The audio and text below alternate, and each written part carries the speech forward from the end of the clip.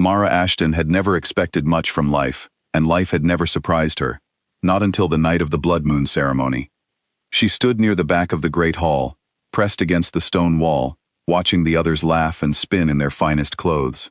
The hall was filled with candles, warm light, and the smell of pine wood burning in iron lanterns. Every wolf in the Silverbrook pack had gathered. The blood moon ceremony came once a year, when the moon climbed to its highest point and the ancient bond between fated mates was revealed. It was the most sacred night in Lycan tradition. For most wolves, it was the most exciting night of their lives. For Mara, it was just another night where she stood alone. She was not ugly. She was not unkind. She was simply easy to overlook. Her hair was dark brown, her clothes plain, her voice soft. She had no powerful father, no impressive rank, no special gift that made others stop and notice her. She was an Omega, the lowest rank in the pack, and she had learned a long time ago to take up as little space as possible. So she stood near the wall and watched, and waited for the ceremony to end so she could go home. Then the moon reached its peak. A warm glow spread across the hall, golden and slow, like sunlight moving through deep water. One by one, thin threads of light connected wolves to their fated mates, wrapping around wrists like ribbons of fire. People gasped, couples laughed and grabbed each other's hands. Some cried. The room filled with the most wonderful kind of noise, the sound of people finding exactly where they belonged. Mara felt nothing at first. Then the warmth reached her. It started in her chest, right behind her ribs, small and cautious at first, like a candle flame in a dark room. Then it grew, bright and sure and steady, and it moved. It did not wrap around the wrist of someone nearby. It did not point to anyone in the Silverbrook pack at all. It pointed across the room, past the crowd, past the great wooden doors, past everything, and landed on the man who had just walked in, King Calum Dravos. The entire hall went silent the moment he entered. That was always what happened when the Lycan king arrived somewhere. He did not need to speak. He did not need to announce himself. His presence simply filled a room the way a storm fills a sky, completely, without asking permission. He was tall, broad-shouldered, and dressed in dark armor, engraved with the royal crest. His silver-gray eyes swept the room once, slowly, the way a general surveys a battlefield. He had come only to observe the ceremony. He had not expected anything from it. Until the thread of golden light reached him. He looked down at his wrist. He looked up. His eyes moved through the crowd until they found the source. A quiet girl near the back wall, in plain clothes, with her hand pressed against her chest, as though she was trying to hold something in. For a moment, the entire hall held its breath. Then King Calum Dravos spoke, and his voice carried across the silence like a blade. "I reject you." The words landed like stones dropped into still water. Every ripple was visible. Heads turned, mouths opened. Someone near the front made a small, shocked sound. He did not stop there. "You are unworthy of my throne, my name, and my blood," he said. He said it clearly, without hesitation.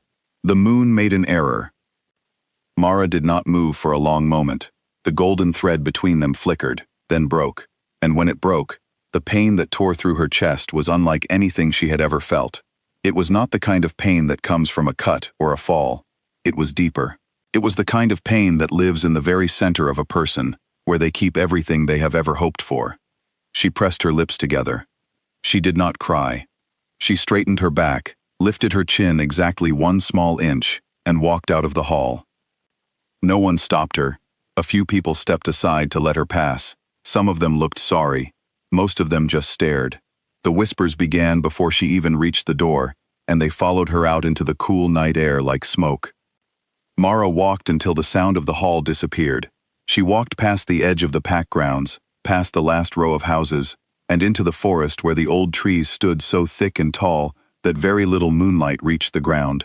She found the oak tree she had always gone to when she needed to be alone, the one with bark the color of charcoal and roots that curved out of the ground like giant fingers, and she sat down against it. She allowed herself exactly 1 hour. She cried quietly, with her knees pulled to her chest and her face turned away from the direction of the hall. She did not sob. She did not make noise. She simply let the tears fall. because they needed to, and because she was alone, and because no one was watching. When the hour was done, she wiped her face and sat up straight. She had survived the death of her mother when she was 9. She had survived 6 years of living in a house where she was not wanted. She had survived being an omega in a pack that valued power above almost everything else. She would survive this too. What Mara did not know was that she was not entirely alone. Standing at the edge of the tree line, far enough away to give her space but close enough to watch, was a small, silver-haired woman named Elder Roswin. Roswin had served the Lycan royal family for longer than most wolves had been alive. She had attended every blood moon ceremony for 3 centuries. She had seen ordinary bonds, strong bonds, and rare bonds, but what she had seen tonight was something else entirely. The thread between Mara and the king had not been an ordinary mate bond. It had been an ancient bond, the kind that appeared perhaps once in 1,000 years, between 2 souls whose connection ran so deep that the moon itself had to work to reveal it. Ancient bonds were not accidents, they were not mistakes. They were the most powerful and the most sacred connection in all of Lycan history, and the king had just broken it. Roswin turned and walked back toward the palace, with a very serious look on her face. Inside the war chamber, Calum stood at his table with both hands flat on the map spread across it. His commanders had left. The room was quiet. He stared at the map without seeing it. Something was wrong. His chest hurt, not the dull ache of old wounds or tired muscles. This was different. This was deep, and spreading, and growing worse with every passing minute. And his wolf, the ancient, powerful creature that lived inside every Lycan, was doing something it had never done before. It was howling inside him. Not in the way wolves howl at the moon. This was a sound of grief, of loss, of something precious being pulled away. Calum gritted his teeth and ignored it. Then Elder Roswin walked in without knocking, which she was the only person in the world allowed to do, and she looked at him with an expression he had not seen on her face in a very long time. Concern. She is an ancient mate, Roswin said. She did not greet him. She did not soften it. Not a common bond, not a coincidence. An ancient bond, my king, the kind that does not break, the kind that, when rejected, destroys both parties from the inside, slowly, over the course of 1 moon cycle. Calum said nothing.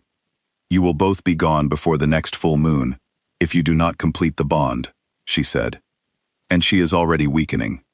I watched her walk into the forest. She is stronger than she looks, but the bond wound is real, and it is spreading. For a long moment, the only sound was the fire crackling in the corner of the room. Then the king picked up his cloak and walked out. He rode to the forest alone. No guards, no ceremony. He found Mara exactly where Roswin had described, against the old oak tree with the curved roots. And she was pale now, her breathing unsteady, one hand still pressed flat against her chest. She heard him coming and looked up. When she saw who it was, something in her eyes went very still. Not afraid, not hopeful, just still, the way deep water goes still before a storm. He expected her to look away. He expected fear, or tears, or the kind of desperate relief that came from someone who had been waiting to be rescued. He had seen that look many times. He knew exactly what it looked like. Instead, she looked at him steadily and said, I don't want your apology. I want you to leave. He had not been spoken to that way in a very long time. He stood at the edge of the clearing for a moment. His wolf pulled him forward. His pride told him to turn around. He stood between the 2 things and then, without fully deciding to, he walked forward and sat down on the ground beside the oak tree. Not close, just near. I cannot leave, he said, and you know why. I know about the ancient bond, she said. Her voice was quiet but firm. I am not naive. I know what happens if we remain separated. She paused. But if I survive this, it will not be because you saved me. It will be because I chose to live. He looked at her for a long moment. She did not look away.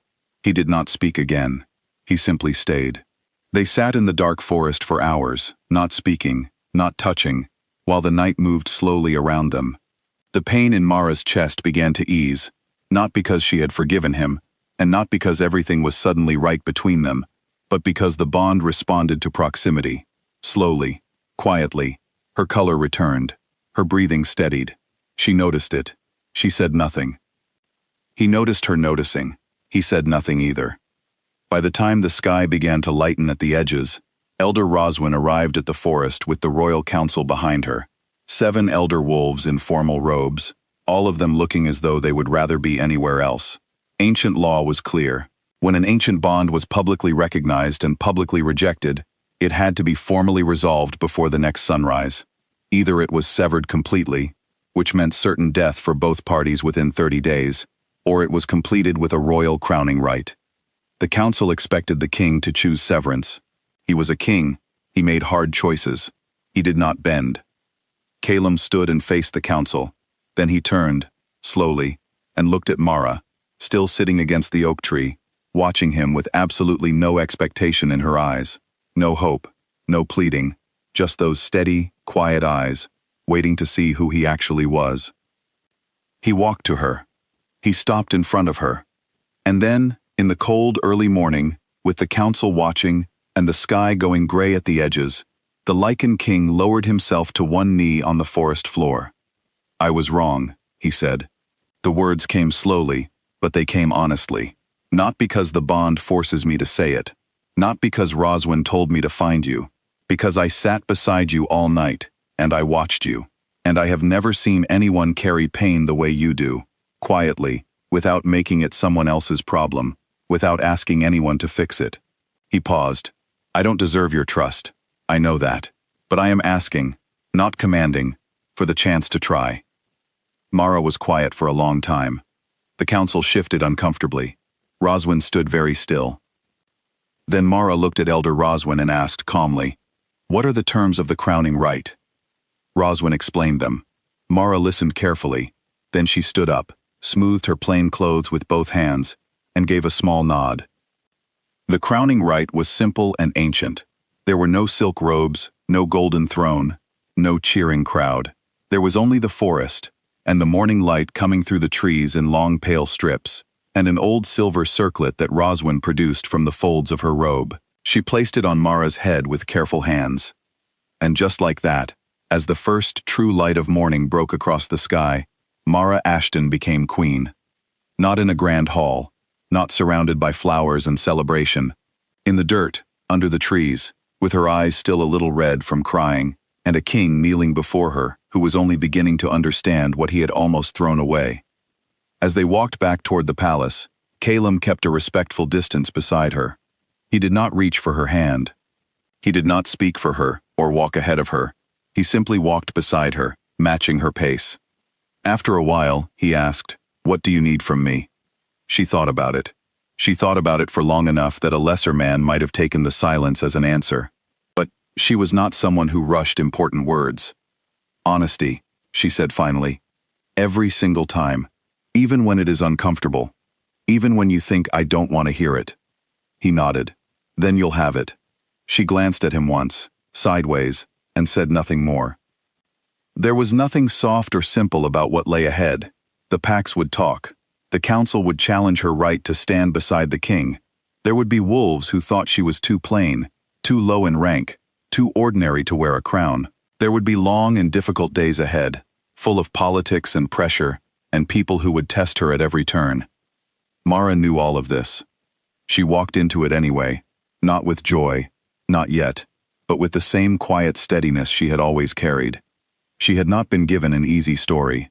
She had been given a real one, full of pain and wrong turns, and a king who had once kneeled in the dirt to ask for a second chance.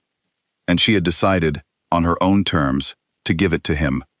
Not because the moon said so, because she chose to.